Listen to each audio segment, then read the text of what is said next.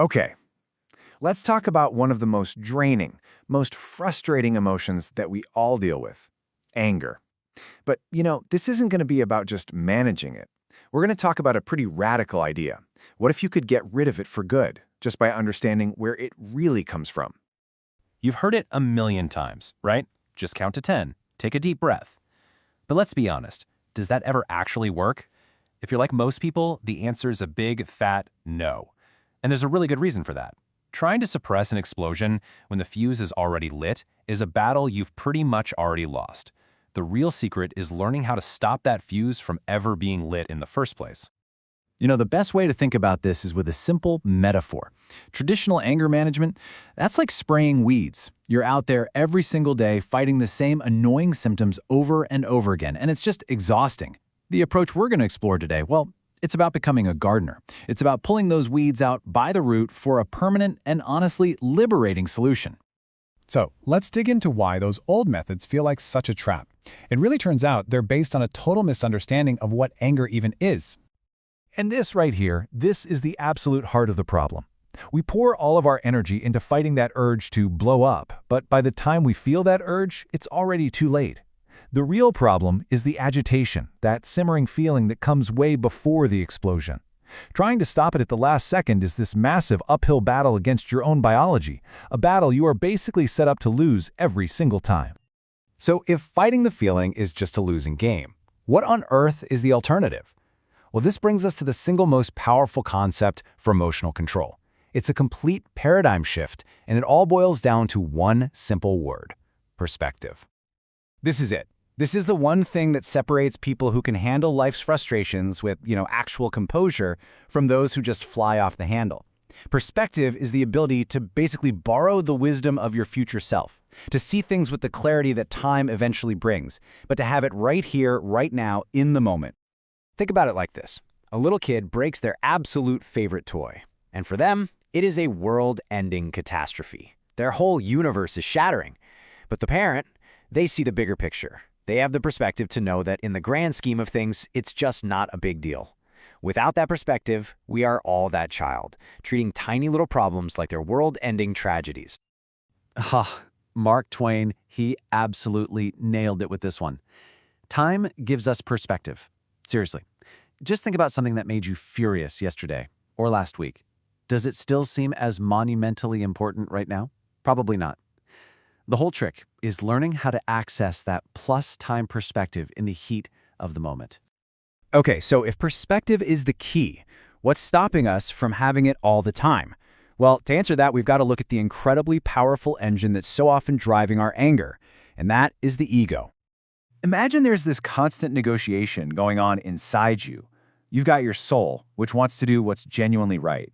You've got your body, which just wants what feels good right now. And then there's your ego, and its only goal, its entire mission, is to be right and to look good.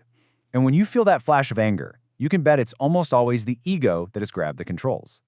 And this is how that ego traps us in this really nasty, vicious cycle. It starts with an irresponsible choice, something driven by that need to feel good or look good. That makes our real self-esteem take a nosedive. Then, to compensate for that bad feeling, our ego puffs up its chest. And as the ego gets bigger and bigger, our perspective shrinks, until we're totally self-focused and just primed for an outburst. It's a classic downward spiral. But here's the beautiful alternative, the virtuous cycle. This one starts with a responsible, soul-oriented choice. That gives our genuine self-esteem a boost. And with higher self-esteem, the ego has way less power, so it shrinks. And a smaller ego allows our perspective to widen, leading to clarity and real, authentic emotional health. This is the path to that lasting calm we're looking for. So why does our ego put up such a massive fight? Well, it's trying to protect us from this really uncomfortable mental state called cognitive dissonance. That's that awful, squirmy tension you feel when you do something that contradicts your self-image, like thinking, hey, I'm a good person, right after you did something you regret. The ego's job is to fix that tension, and usually it does that by just distorting reality. And the science on this is just fascinating. Research actually shows that when we're confronted with facts that prove we're wrong, the reasoning centers of our brain can literally start to shut down.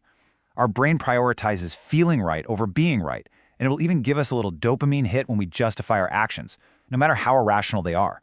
So this brings us to a huge question that's really behind most of our anger.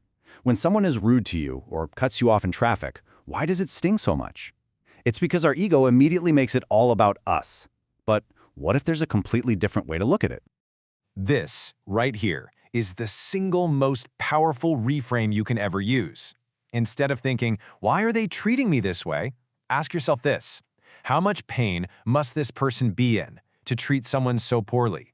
Seriously, their behavior is almost always a reflection of their own internal state, their own self-worth, not yours. It has nothing to do with you unless your ego jumps in and decides to make it about you. Okay, so we've covered a lot of the why. Now let's get into the how. Let's look at some really practical, science-backed tools you can use to literally rewire your brain's response to anger. Get this, when you get angry, your body gets flooded with the stress hormone, cortisol. And it doesn't just feel bad, it actually impairs your thinking and can damage the cells in the learning center of your brain. To put it bluntly, being angry literally makes you dumber in the moment. But the amazing news, the really hopeful part, is that our brains are not set in stone.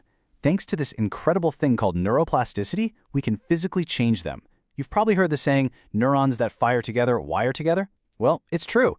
Every single time you choose a calmer response, you are literally building a new, stronger neural pathway for calm. Want a simple, almost ridiculously easy technique you can use right now? Try this. Harvard research found that holding a power pose, think Wonder Woman, hands on your hips, chest out, for just 2 minutes can physiologically change you. It actually boosts confidence-related hormones and lowers stress hormones. It's a little physical hack to prime your body and your mind for composure.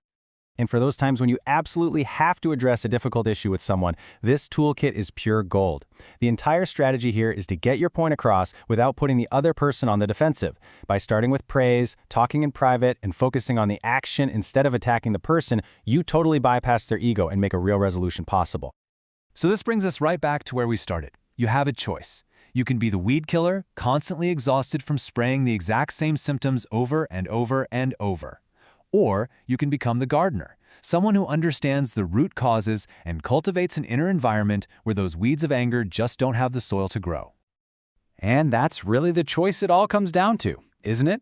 Will you keep fighting that exhausting, unwinnable battle against the symptoms, or will you cultivate a new perspective that makes anger pretty much irrelevant from the start? Are you a weed killer, or are you ready to become a gardener? The choice is yours.